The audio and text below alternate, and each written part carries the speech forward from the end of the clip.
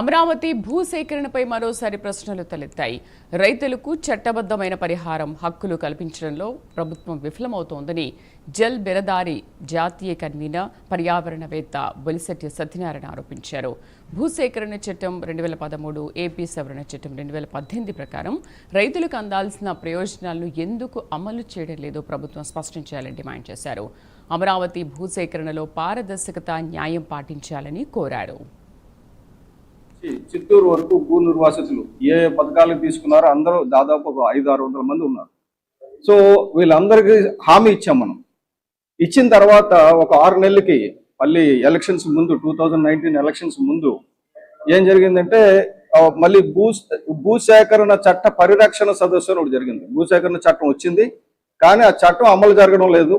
దేశం మొత్తం మీద ఉన్న పెద్దలందరినీ ఎవరైతే భూసేకరణ చట్టం తీసుకొచ్చారో 2013 చట్టం తీసుకురావడానికి ఆద్యుడు పివి రాజగోపాల్ ఏకతా పరిషత్ అని లక్షలాది మంది రైతుల్ని నడిపించి మహారాష్ట్ర నుంచి అక్కడి నుంచి ఇక్కడి నుంచి తీసుకొచ్చి రాజధానిలో తీసుకొచ్చి ఆ చట్టం వచ్చేలా తీసుకొచ్చారు. చట్టం వచ్చింది, కానీ ఆ చట్టంలో దాన్ని సవరించే హక్కులు స్టేట్కి ఇచ్చారు. 2013 భూసేకరణ చట్టాన్ని చంద్రబాబు నాయుడు గారు 2018లో సవరించారు. అందులో ఏం చేశారంటే సోషల్ ఇంపాక్ట్ అసెస్మెంట్ అక్కర్లేదు, ఇలాంటి కొన్ని చేశారు. కానీ ఏం చేసినా కూడా కేంద్రం ఒకసారి చట్టం చేస్తే దానికంటే మెరుగైనదిగా ఉండాలి, కానీ రాష్ట్ర చట్టం దానికంటే వీక్గా ఉండకూడదు, ప్రజలకు వ్యతిరేకంగా ఉండకూడదు. ఇది సుప్రీంకోర్టు జడ్జిమెంట్లు ఉన్నాయి. కాబట్టి చంద్రబాబు నాయుడు గారు ఏం చేద్దాం అనుకున్నా కూడా 2013 చట్టానికన్నా మెరుగైన పనితీరు తుంగలో తొక్కడానికి అవ్వదు.